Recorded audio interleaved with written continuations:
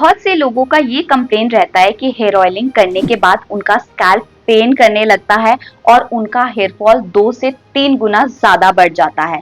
But क्या actually oiling is the problem? क्या oiling करने की वजह से हमारा स्कैल्प पेन करता है एंड ऑयलिंग करने की वजह से क्या हमारे बालों का झड़ना बढ़ जाता है? जानते हैं आज के इस वीडियो में। तो चैनल को अगर सब्सक्राइब नहीं किया है तो फटाफट से सब्सक्राइब कर लीजिए, क्योंकि आज के इस वीडियो में मैं आपके साथ बात करने वाली हूँ कि हमारी स्कैल्प में क्यों पेन होता है ऑयलिंग करने के बाद, या बिना ऑयलिंग किए भी हमारे स्कैल्प में क्यों पेन होने लगता है। एंड साथ में मैं आपके साथ शेयर करूंगी कुछ एक ऐसे DIY जिसमें आपको अगर स्कैल्प में दर्द हो रहा है वो कम होगा और आपकी हेयर हेल्थ इंप्रूव होगी।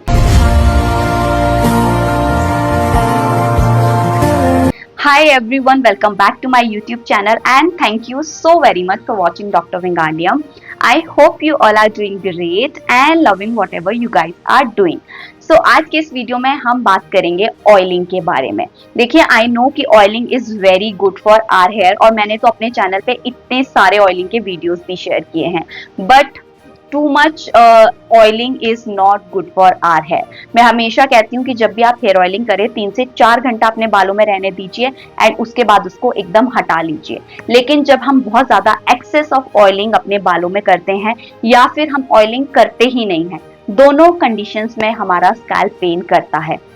जब हम एक्सेस ऑफ ऑयलिंग करते हैं उसमें क्या होता है, हमारे रूट्स के अराउंड जो है वो ऑयल क्लॉग हो जाता है और हमारी रूट्स में पेन होना स्टार्ट हो जाता है। जब हम उस एरिया को टच करते हैं वो बिल्डअप इतना बढ़ जाता है कि उसमें इन्फ्लेमेशन हो जाती है और उस इन्फ्लेमेशन को जब हम टच करते हैं देन वी फील कि ऑयलिंग करने के बाद हमारा जो है स्कैल्प वो दर्द कर रहा है, जबकि वो स्कैल्प नहीं है, वो बिल्डअप है आपकी रूट्स में।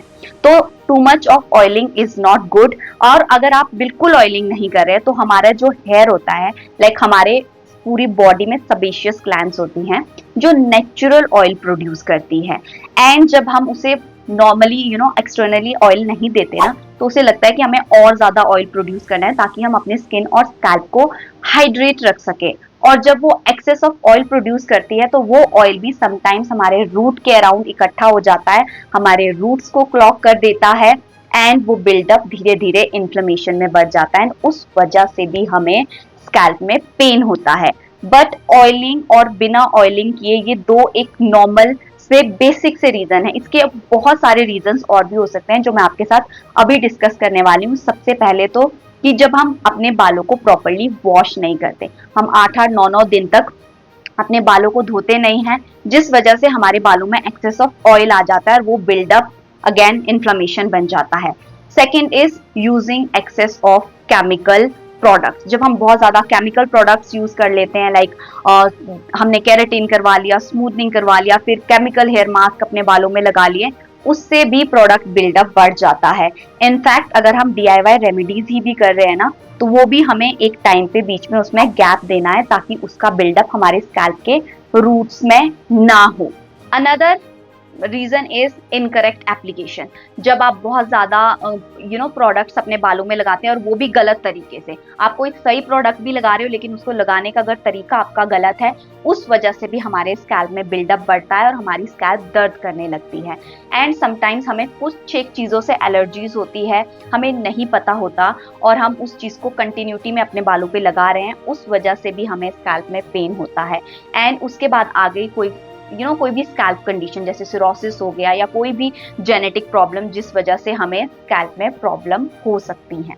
बहुत ही बेसिक से कॉमन सी मिस्टेक्स है जो हम अपने डेली के हेयर केयर रूटीन में करते हैं। उसके बाद हम कॉन्स्टेंटली DIY रेमेडीज या दूसरी चीज़ों पे ब्लेम करते हैं कि इस वजह से हमें ये हो रहा है, और हम तो ऑयलिंग करना छोड़ भी देते हैं एक टाइम पे कि यार ऑयलिंग से तो हमारा स्कैल्प पेन होता है।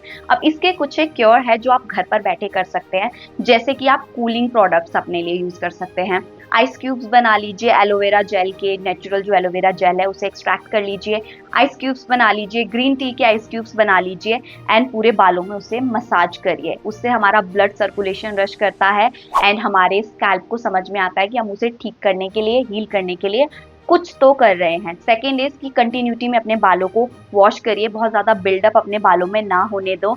ऑयलिंग भी अगर करो तो 2 से 3 घंटा ही बालों में करें। नंबर 3 इज केमिकल प्रोडक्ट्स का कम से कम यूज करें और जो हम हीटिंग प्रोडक्ट्स अपने बालों में बहुत ज्यादा यूज करते हैं उनको हम कम कर दें। एंड नंबर 4 इज कि ऑयल, जब भी आप ऑयल यूज करें ना, अगर आपके बालों में बहुत ज्यादा डैंड्रफ और बहुत ज्यादा पेन होता है ना ऑयलिंग के बाद, तो आप ऑयल बिल्कुल बंद कर दीजिए कुछ टाइम के लिए। आप नॉर्मल एलोवेरा जेल से मसाज करिए अपने बालों को। आर्गन ऑयल सबसे लाइट वेट ऑयल एंड बहुत ही लाइट वेट तो होता है बट बहुत ही पावरफुल ऑयल होता है, उससे अपने बालों के लिए मसाज करिए। थोड़ा सा एक्सपेंसिव है but yes it worth it अगर आप इसको थोड़े टाइम के लिए अपने लिए यूज करेंगे। मैं कुछ एक ये कुछ एक आपके साथ शेयर कर रही हूँ, ये argan oil are the best, आप अपने लिए ले सकते हैं। सो चलिए मैं कुछ एक डेमोन्स्ट्रेशन आपको दे देती हूँ कि किस तरह से आपने अपने लिए कुछ एक DIY चीजें करनी है जिससे आपका स्कैल्प पेन ना करे। सो आज का फर्स्ट DIY जो बनाया है उसके लिए मैं यहाँ पर यूज़ कर रही हूँ ग्रीन टी का। जो भी ग्रीन टी आपके पास अवेलेबल है, अगर ग्रीन टी नहीं है तो नॉर्मल जो टी होती है आप उसका भी यूज़ कर सकते हैं। बस आपने उसको बॉईल करना है अच्छे से एंड उसको किसी स्ट्रेनर की हेल्प से स्ट्रेन कर लें एंड पानी को थोड़ा सा ठंडा होने दें एंड उसके बाद आप इसके आइस क्यूब्स बना लें। ग्रीन टी और नॉर्मल ग्रीन टी दोनों ही एंटीऑक्सीडेंट्स में रिच होती है एंड इन दोनों की cooling property like astringent properties इसमें होती है, जिससे हमारी स्कैल्प का जो pH है वो बैलेंस आउट करने में हेल्प होती है। तो अगर आप इन क्यूब्स को बनाकर अपने बालों में, अपने स्कैल्प में अच्छे से मसाज करते हैं, जिस तरह से आइस फेशियल हमारे फेस पे पूरा ब्लड सर्कुलेशन का रश लेकर आता है, उसी तरह से ये हमारे स्कैल्प पे भी काम करता है। और जिन लोगों को थोड़ी फिंसियाँ या फिर छोटे छोटे दाने अगर सर पर हो गए हैं स्कैल्प में और बहुत ज़्यादा इचिंग की प्रॉब्लम रहती है, तो उनके लिए भी बहुत अच्छी एक हेयर एक्सरसाइज हो जाती है। हम क्या करते हैं, हर रोज़ एक सेम तरह का हेयर स्टाइल या एक सेम तरह का हेयर केयर रूटीन फॉलो करते हैं, जिससे हमारी हेयर को ना आदत हो जाती है उसी सेम तरीके में रहने की। अगर हम उसको थोड़ा सा एक्सरसाइज करेंगे तो वो थोड़ा चेंज फील करेंगे, ब्लड सर्कुलेशन आपके स्कैल्प पे आएगा और आपकी हेयर ग्रोथ प्रमोट होगी, हेयर फॉल कंट्रोल होगा, आपकी जो न्यू सेल्स बन रही है हेयर की वो हेल्दी होंगी, उनको स्ट्रेंथ मिलेगी, उनको कैपेसिटी मिलेगी टू ग्रो स्ट्रॉन्गर। बालों पे कोई भी DIY रेमेडी या कोई भी मास्क लगाने से पहले मेक श्योर करें कि अपने बालों को अच्छे से कोम से डिटेंगल कर लें, उसके बाद ही किसी चीज़ का एप्लीकेशन करें। सेकेंड DIY के लिए मैं यहाँ पर यूज़ कर रही हूँ नेचुरल एलोवेरा जेल का। अगर आपके पास एलोवेरा का प्लांट नहीं है तो प्लीज़ लेकर आइए, क्योंकि एलोवेरा का प्लांट आपके हाथ पे किसी, आपके स्किन पे किसी भी तरह का रैश हुआ है, आपके स्कैल्प में किसी भी तरह का इन्फेक्शन है, पिंपल है, इन्फ्लेमेशन है, हर एक चीज़ एलोवेरा जेल फिक्स कर सकता है। काफ़ी सारे लोगों को प्रॉब्लम रहता है एलोवेरा जेल यूज़ करने के बाद उन्हें इचिंग होती है। रीज़न इज़ कि उसमें जो टॉक्सिन्स होते हैं हम उसे अच्छे से रिमूव नहीं करते। जब भी एलोवेरा अपने बालों में अप्लाई करें, एलोवेरा को आप ऑलमोस्ट 30 to 40 मिनट्स पहले कट करके पानी में, आधे से ग्लास पानी में खड़ा करके रख दें, ताकि उसका सारा जो भी टॉक्सिन्स है ना वो रिलीज़ हो जाए। एप्लीकेशन करने के बाद अगेन बालों को अच्छे से हल्के हाथों से मसाज करें। So that's it for today's video. I hope you liked it and I am pretty sure कि अब इसके बाद आप ऑयल को अपने बालों के लिए अवॉइड नहीं करेंगे, क्योंकि oil is important for our hair. Skip भी करना है आप 1 वीक या 2 वीक में सिर्फ एक बार लगाइए, but oiling is must. Oiling को आपने ऐसे नहीं करना है कि बिल्कुल ऑयल से दूर भाग जाना है, कभी ऑयलिंग नहीं करनी है। ऑयलिंग हमारे बालों के लिए बहुत ज़्यादा ज़रूरी है। So that's it for today's video. I hope you liked it. If yes, then do not forget to like, share and subscribe to my channel. See you in my next video. Till then, stay safe, stay healthy. Bye-bye.